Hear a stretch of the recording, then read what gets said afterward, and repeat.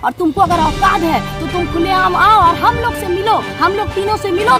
तुम अगर एक बात का पैदाइश से तुमको खुला चैलेंज देते हैं, तुम आओ, तुम आओ, तुम आओ, आओ, तुम आओ, तुम आओ। हेलो दोस्तों, मैं हूं फैज़ुर रहमान और आप देख रहे हैं DN media. Ankita Singh case के मुद्दे को लेकर के एक न्यू अपडेट मैं आपके सामने लेकर के आया हूं। जैसा कि आप सभी लोगों ने अगर वीडियो देखा होगा विनय दुबे का, तो उन्होंने एक मरतबा कहा था कि क्या अंकिता सिंह प्रेग्नेंट थी।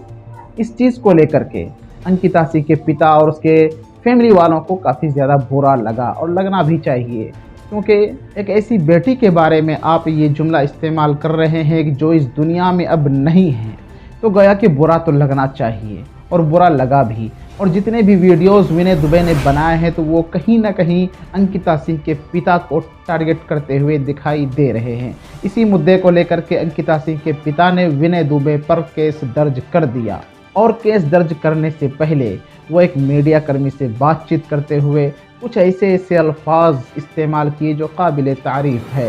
और उसके साथ जो लेडी हैं, उन लेडी ने भी, उस औरतों ने भी कुछ ऐसे जुमले विनय दुबे के बारे में कहे जो आपको सुनना चाहिए। ज़रा सुनिए उस एक लेडी का बयान। तुम एक बात पे इल्जाम लगाते हो रे बेहुदा, और तुम बोलते हो कि अंकिता बेटा को हम न्याय दिलाएंगे। अरे तुम तो शाहरुख के लिए आया, तुम तो शाहरुख और नईम का दल्ला बन के आया है। और तुम जो एक प्रेगनेंसी वाला झूठा जो वीडियो जो तुम बना के डाल रहे हो सोशल नेटवर्क पर TRP बढ़ाने के लिए, तुम किससे बात किया था? कौन फुल्लो जानो नर्स कहाँ थी? कौन नर्स थी? हमको बताओ। तुम वही छोटू नईम की बहन नीलम एक सैया, उसकी बात पे तुम माने हो? अरे पोस्टमार्टम रिपोर्ट में आया होगा ना अगर वो प्रेगनेंट होगी तो। तुमको जो ये सब बोलने का जो पैसा मिल रहा है, TRP जो तुम अपना बढ़ा रहे हो, ये बढ़ाने के चलते तुम एक मरहूम एक बच्ची जिसका की मौत हो गया, जिसका कि इतना बेरहमी से उसको मारा है, और तुम उसको इंसाफ दिलाने के लिए तो तुम नहीं आ रहे हो, बल्कि तुम उसका जो कातिल है उसको तुम बचाने के लिए आ रहे हो। और तुमको अगर औकात है तो तुम खुलेआम आओ और हम लोग से मिलो, हम लोग तीनों से मिलो। तुम अगर एक बात का पैदाइश से तुमको खुला चैलेंज देते हैं, तुम आओ, तुम आओ, तुम आओ, तुम आओ, तुम आओ, तुम आओ। काऊ काऊ काऊ काऊ काऊ काऊ। आपको भी सुनाई दिया? मुझे लगा सिर्फ मैं ही सुन रहा हूँ। कौवे की जैसी आवाज़ आ रही थी। हो सकता है इसी वीडियोस को देख करके इन तीनों लेडी और अंकिता सिंह के पिता के ऊपर भी केस दर्ज कर दिया है विनय दुबे ने, और बेहतरीन सा रिप्लाई भी दिया है, जिसे आपको ज़रूर सुनना चाहिए। आपने कुछ दिन पहले एक वीडियो देखा था जिसमें 3 महिलाएं, एक संजीव कुमार जो कि अंकिता के पिताजी हैं, उन्होंने एक इंटरव्यू के दौरान मानहानि केस की बात कही थी। वो तो अभी कुछ ऑफिशियली जानकारी आई नहीं है, लेकिन फिर भी उस केस के साथ में उन्होंने बहुत सारी ऐसी चीज़ें कह दी थी जो औकात से ज़्यादा थी। विनय दुबे सामने आ जाता तो मैं ये कर देता, वो कर देता, वापस नहीं जाता। महिलाएं तो उससे ज़्यादा उग्र। एक मैडम तो इतना प्यारी प्यारी बातें बोल रही थी, उनको दिल इतना खुश हो गया मेरा देख के। मैंने सोचा उनको तो मुंबई हम ले आएंगे। से मिलो, हम लोग तीनों से मिलो। तुम आओ, तुम आओ, तुम आओ।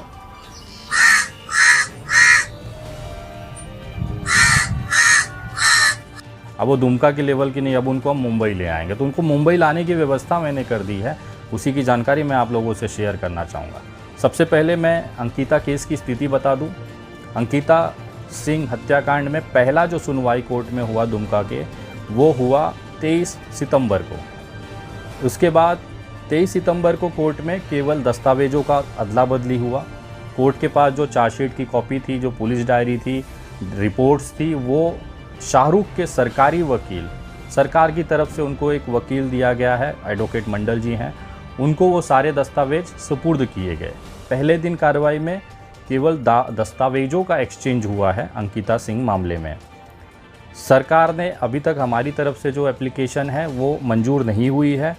जिस दिन हमारी एप्लीकेशन अधिवक्ता के तौर पे, एडवोकेट के तौर पर मंजूर कर ली जाएगी अदालत द्वारा, तो ऑफिशियली निशांत वर्मा जी इस केस की जो बहस है कोर्ट के अंदर, जो पूरा प्रोसेस है, वो निशांत वर्मा जी करेंगे। फ़िलहाल अभी एडवोकेट मंडल जी इस केस को देख रहे हैं। सरकार की तरफ से दिया हुआ शाहरुख को वकील हैं, तो हम उनका जो भी प्रोसीडिंग है उनका सम्मान करते हैं। दूसरी चीज़, अब अगली जो तारीख पड़ी है वो 27 तारीख पड़ी है। 27 तारीख को क्या होना है? चार्ज फ्रेम किया जाएगा। जहाँ तक मुझे लगता है चार्ज फ्रेम ये होता है कि ये हमारे पास जानकारी आई, ये धाराओं में चार्ज फ्रेम किया जा रहा है, उसमें हम मंजूरी ले रहे हैं कि इस पे अब हम आगे सुनवाई करेंगे। तो चार्ज फ्रेम की प्रक्रिया होगी। हमारी तरफ से मैं रिक्वेस्ट करूंगा मंडल साहब को कि अगर डिस्चार्ज भी अगर वो फाइल कर सकें तो बहुत अच्छी चीज़ होगी। लेकिन साथ ही साथ हम लोग इस समय जो पॉस्को एक्ट है इसमें लगाया गया है, आपको याद होगा मैंने कुछ दिन पहले एक वीडियो बनाया था अंकिता के लिए कि क्या अंकिता गर्भवती थी। सवाल था मेरा ये कि क्या वो गर्भवती थी। एक वहाँ की जो स्वास्थ्य कर्मचारी है उसकी ऑडियो भी मैंने उसमें जोड़ी थी। एक शंका थी, दोनों को भी शंका थी, उस स्वास्थ्य कर्मचारी को भी शंका थी, मुझे भी शंका थी, जो मैंने आप लोगों तक पहुँचाया। ये इसलिए पहुँचाया था क्योंकि जो पॉस्को एक्ट होता है, एक्चुअली पॉस्को का मतलब ये होता है कि जो नाबालिग बच्चियां होती हैं, जो 18 साल से नीचे की बच्चियां होती हैं, उनके साथ कोई भी शारीरिक तौर पर, सेक्सुअल तौर पर कोई भी अगर अब्यूज़ होता है, कोई भी गलत हरकत उनके साथ होती है तो उस पर कार्रवाई, उस बच्चियों को संरक्षण मिले, इसके लिए पॉस्को बनाया गया था। ये तब होता है जब उस बच्चियों के साथ शारीरिक तौर पर, सेक्सुअल तौर पर अब्यूज़ किया जाए या कुछ हरकतें ऐसी की जाए जिससे उनकी अस्मिता को, उनके शरीर को दिक्कत हो। ये पॉस्को का मतलब होता है। मैं बस ये कंफर्म करना चाह रहा था क्योंकि मैं भी जब ये अदालत में मामला रखूँगा तो मुझे अंकिता के भी पक्ष का जवाब चाहिए था। आप जानते हैं मैं उनके परिवार के पास नहीं गया था, जाने की कोई ज़रूरत नहीं थी क्योंकि सारी चीज़ें मेरे पास, उनकी जो बयान थे, कम से कम 50 वीडियोज़ उन्होंने इंटरव्यू दिए, सारी चीज़ें मेरे पास रिकॉर्ड पे है। जब अंकिता के पिताजी से मुझे ये सुनना था कि क्या अंकिता और शाहरुख के बीच में कोई शारीरिक संबंध थे, इसको लेकर जिस तरह से वो मानहानि की तरफ जा रहे हैं, स्वागत है, उनका जाना चाहिए क्योंकि कानून सबके लिए ओपन है, दरवाजे ओपन है, मेरे लिए भी हैं, उनके लिए भी हैं, तो उनका स्वागत करता हूं अगर वो कोर्ट जाकर मानहानि मुकदमा करते हैं तो। दूसरा चीज़, मुझे उनके मुंह से ये जानना था कि क्या इस तरह की कोई हरकत शाहरुख ने अंकिता के साथ की है। उनके बयानों से अब क्लियर हो गया कि शाहरुख ने कभी भी अंकिता को शारीरिक तौर पर, ऐसा अंकिता के पिताजी का बयान है कि कभी भी ऐसी कोई घटना नहीं घटी थी। इसका मतलब पॉस्को का अब दायरा इनके लिए ख़त्म हो जाता है। मैं जो चीज़ इनके मुंह से निकालना चाहता था मैंने इनको उकसाया और इन्होंने वही गलती कर दी जिसकी अपेक्षा मुझे चाहिए थी। ये चीज़ मैंने जानबूझकर सोशल मीडिया पे रखी ताकि मुझे पता था इससे उनके परिवारों को थोड़ी सी तकलीफ़ होगी और वो जो हकीकत है वो बाहर लाएंगे। मुझे उनका बयान चाहिए था इस मामले पर, गर्भवती मामले पर। तो मैंने अपना दिमाग लगाया और अंकिता के पिता के मुंह से वो बयान अपने आप निकला और वो मैंने रिकॉर्ड करके अब अदालत में उसको हम पेश करेंगे कि जब उस लड़की के साथ सेक्सुअल तौर पर कोई हरकत नहीं हुई है तो आपने पॉस्को कैसे लगाया। दूसरा, हमारी सबसे मजबूत केस के लिए सबसे मजबूत जो पॉइंट है वो अंकिता के पिता ने स्वयं उन्होंने मुझे दे दिया। धन्यवाद संजीव कुमार जी। अब आते हैं दूसरे मसले पर। उस वीडियो में जिस तरह से धमकियां दी गई विनय दुबे को, जिस तरह से वो महिलाएं जो थी उग्र थी, मैं तो बहुत क्यूट सी मैं तो बहुत अच्छी तरीके से, वो एक महिला थी जो बहुत उग्र थी, इतना प्यारी प्यारी बोली, मेरे को तो दिल पे लग गया। मैं बोला हाय, आपकी बातें इतनी दिल पे लगी हैं, इतनी प्यारी प्यारी बातें आपने की हैं, तो आपको तो मुंबई लाना चाहिए। मेरे दिमाग में इच्छा जागी कि नहीं, इस महिला को हम मुंबई लाएंगे और इनका सम्मान करेंगे। तो मैंने व्यवस्था कर दी। मैंने 24 तारीख को, आपके स्क्रीन पे जो दिख रहा होगा, 24 तारीख को मैंने एक ईमेल महाराष्ट्र के मुख्यमंत्री, गृह मंत्री को किया। ये तो धन्यवाद है महाराष्ट्र सरकार का कि मेरी बातों को तुरंत संज्ञान में लेते हैं, क्योंकि महाराष्ट्र की जो चीज़ें होती है उसमें मैं बहुत सक्रिय रहा हूँ हमेशा से, तो मेरी बातों को गंभीरता से वो लेते हैं। और देखिए ना क्या हुआ, 24 तारीख को मैंने रात में, मतलब भोर में 3:50 पे एक ईमेल के माध्यम से अपनी बात महाराष्ट्र सरकार के सामने रखी। ये महिलाओं ने सार्वजनिक तौर पर वीडियो के अंदर चप्पल से मारने और बाकी चीज़ें मुझे धमकी के तौर पर दी हैं, क्योंकि विनय दुबे महिलाओं पे हाथ नहीं उठाता, महिलाओं को गाली नहीं देता। मेरा तरीका अलग है। मैं महिलाओं को सहसम्मान पुलिस की कस्टडी में उठवा के उनको यहाँ पर मुंबई बुला के, मेरा तरीका अलग है, सम्मानजनक तरीके से। मैं आपकी अस्मिता से नहीं खेल सकता। तो मैंने क्या किया, जो अधिकार आपको मेरे खिलाफ मानहानि केस करने के लिए था, उसी कानून में वही अधिकार मुझे भी था कि मैं आपके ऊपर FIR दर्ज करूं। और महाराष्ट्र सरकार का मैं धन्यवाद करता हूं, खासतौर पे मुख्यमंत्री साहब का, जिन्होंने इस संज्ञान में लेते हुए, आप इस स्क्रीन पे देख रहे होंगे तो रिप्लाई है एकनाथ शिंदे जी मुख्यमंत्री के कार्यालय से कि आपका ईमेल मुख्यमंत्री कार्यालय में प्राप्त हुआ और इसकी कार्रवाई के लिए ये एफआईआर के बाद की आपको मैं दे रहा हूँ, इसकी कार्रवाई के लिए गृह विभाग को भेज दिया गया है।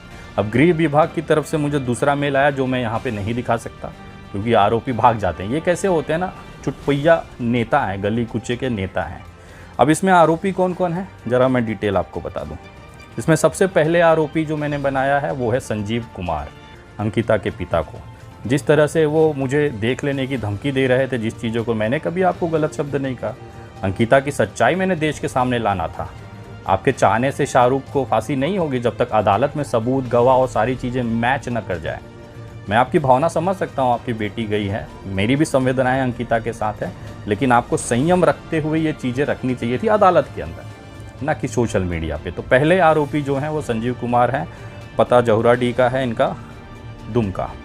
इसके बाद जो दूसरी आरोपी इसमें मैंने बनाया है वो हैं प्रिया सिंह जी। इनका भी बहुत रोचक इतिहास रहा है, समाज सेविका हैं अपने आप में। उसके बाद में इनका कोई स्थानीय ठिकाना नहीं रहता। मैंने यहाँ के पुलिस ने वहाँ के पुलिस से कांटेक्ट किया तो उनको पता चला कि ये महिला यहाँ पर भाड़े पे रहती है। इनका खुद का कोई स्थायी पता नहीं है, कभी इस घर में, कभी उस घर में, कभी उस घर में। मतलब इनकी हालत जो है, आर्थिक हालत बहुत दयनीय है। मैडम प्रिया सिंह जी, प्रिया सिंह वही हैं जो वो चप्पल वाली बात कर रही थी कि विनय दुबे की क्या औकात है, क्या उखाड़ लेगा। वही लेडी ख़ास तौर पर मेरे यहाँ पे लगी हैं, तो मैं उनको मुंबई बुलाकर दिखाता हूँ कि मैं क्या कानूनी तौर पर कर सकता हूँ, सम्मानजनक तरीके से। मुझे आपसे कोई मतलब नहीं था, आपने पड़ी लकड़ी उठा ली है तो अब विनय दुबे की बारी है। तो मोहब्बत से, प्यार से, सम्मान के साथ आपकी अस्मिता को कोई ठेस नहीं लगेगा, ये मैं गारंटी देता हूँ। महाराष्ट्र पुलिस जाएगी, आपको हथकड़ी लगाएगी दुमका से और वहाँ से उठा के लाके, और एक लंबा समय आपको मुंबई में बिताना है, ये मैं गारंटी देता हूँ। क्योंकि एक केस में शायद आपको जमानत मिल जाए, उसके बाद तैयारियाँ हैं मेरी कि आप एक अच्छा समय मुंबई की महिला कारागार में बिताएं। दूसरी आरोपी इसमें है। उसके बाद तीसरी आरोपी हैं पुष्पा सिंह, जो वाइट कलर में जो मुझे कांग्रेस का मुझे जो एजेंट कह रही थी, कीड़े मकोड़े कह रही थी, वो पुष्पा सिंह के ऊपर यहाँ पर मामला दर्ज किया। ये पहले जेएमएम में थी, बाद में भारतीय जनता पार्टी में आई हैं। इनका एक बेटा था जो मसानजोर डैम के पास 30 किलोमीटर दुमका से पड़ता है, वहाँ पे चलाता था, लेकिन आदिवासी एक्ट में इनका बेटा जेल में है इस समय। एक बेटी थी बेचारी जिसका मर्डर हो गया रांची में। इनके पति जो हैं अनिल सिंह जी, और डिस्ट्रिक्ट बोर्ड का दुकान है उनका गांधी मैदान में। तो पुष्पा सिंह जो हैं वाइट ड्रेस में थी, उनके ऊपर ये तीसरी आरोपी हैं। चौथी संभावित आरोपी में मैंने नाम नहीं लिखा है, लेकिन मैंने संभावित आरोपी में भी नाम डाला है, जो कि भारतीय जनता पार्टी की महिला अध्यक्ष हैं। उनका जो नाम है, हाँ, नीतू झा जी, श्रीमती नीतू झा जी, सम्मान के साथ महिला अध्यक्ष हैं भारतीय जनता पार्टी मोर्चा की। LIC colony grant state Dumka में रहती हैं। तो मैंने नामजद ये 4 लोगों के खिलाफ FIR दर्ज कराई थी। 24 तारीख को मामला दर्ज हो गया। विभाग जो है गृह मंत्रालय अब इस पर कार्रवाई करेगा। तो मेरी तरफ से आपको स्वागत है मुंबई में। आप आइए, हमारी भी सेवा का मौका लीजिए। आप लोगों ने जिस तरह से अपनी दिल की ख्वाहिशें निकाली थी विनय दुबे, उसे ज़रूर पूरा करेगा। तो ये रही अपडेट फ़िलहाल मेरी तरफ से, और मैं धन्यवाद करता हूँ महाराष्ट्र सरकार का, जिस तरह से मेरी बातों को संज्ञान लेकर त्वरित कार्रवाई उन्होंने किया। अभी तक तो मानहानि 1 हफ्ता हो गया वीडियो चल रहा है, कभी कोई सूचना नहीं है, ना कोर्ट के अंदर ये विषय मेरे वकीलों के माध्यम से पता कर पाया कि कोई लॉगिन भी हुई है, एप्लीकेशन भी गई है। खैर आएगा तो उसका मैं निपटूंगा। और मानहानि केस ऐसा होता है, आपको याद दिला दूँ कि विश्व का जो दूसरा नंबर का सबसे अमीर इंसान है ना, दूसरे नंबर का, माननीय गौतम अडानी जी ने भी विनय दुबे के ऊपर मानहानि केस किया हुआ है 5 करोड़ का। विनय दुबे के ऊपर विश्व के दूसरे सबसे अमीर आदमी का मानहानि का केस चल रहा है 2020 से। आज तक वो इंसान मुझे जेल नहीं पहुंचा पाया। दुमका में ये एक खाटू सा माइक लगाकर ये चारों मुझे जेल और हथकड़ी कराना चाहते थे। मैं देखना चाहता हूँ, प्लीज़ मुझे हथकड़ी लगवाइए, मुझे घसीटते हुए ले जाइए, प्लीज़ मैं रिक्वेस्ट करता हूँ। नहीं तो मैं मुंबई लाते हुए आपकी वीडियोस और फोटोज़ जो होंगे ना, वो सोशल मीडिया पे हम दिखाएंगे कि देखिए स्वागत ऐसे किया जाता है विनय दुबे स्टाइल। क्या ज़रूरत थी आप लोगों को इस तरह से? आप अपनी बातें रखते, सम्मानजनक तरीके से रखे। मैंने अंकिता की बात रखते हुए कभी भी अपमान नहीं किया। मैंने ये नहीं कहा कि अंकिता का कैरेक्टर ख़राब था, मैं तो बहन ही कह के उसको बात करता था। लेकिन आप लोगों ने भावनाओं में बहकर आपको लगा कि सस्ती लोकप्रियता मिल जाएगी। ये जितने भी लोग हैं ना, इनका ज़मीनी स्तर दुमका में कोई अस्तित्व नहीं है। पुलिस कांस्टेबल को कम से कम, पुलिस अधिकारियों को कम से कम 10 बार सोचना पड़ा कि जो नाम दे रहे हैं ये है कौन। ये जानकारी वहाँ के लोकल पुलिस स्टेशन से निकाल कर आ गई, जो मैंने अभी आपको वीडियो में बताई। जो दुमका वाले हैं वो जानते होंगे। इसमें जो मैडम हैं जो बहुत फुदक रही थी, प्रिया सिंह जी, ये वो लेडी हैं जो भाड़े के मकान पे रहती हैं। समझिए, ये नेता बनेंगी। नेता बनने के लिए लोग यहाँ क्या क्या नहीं करते मैडम। आप नेता बन गई, यहाँ से विनय दुबे के मुंह से जबान पे आपका नाम आ गया, आप नेता बन गई। मुंबई आएंगे तो अभी काफ़ी समय बिताना है आप लोगों को मुंबई की महिला कारागार में। मैं स्वागत करता हूँ तमाम लोगों का, आपका मुंबई में स्वागत है और मैं विश्वास दिलाता हूँ कि आपकी सेवा में कोई भी कमी नहीं रहे।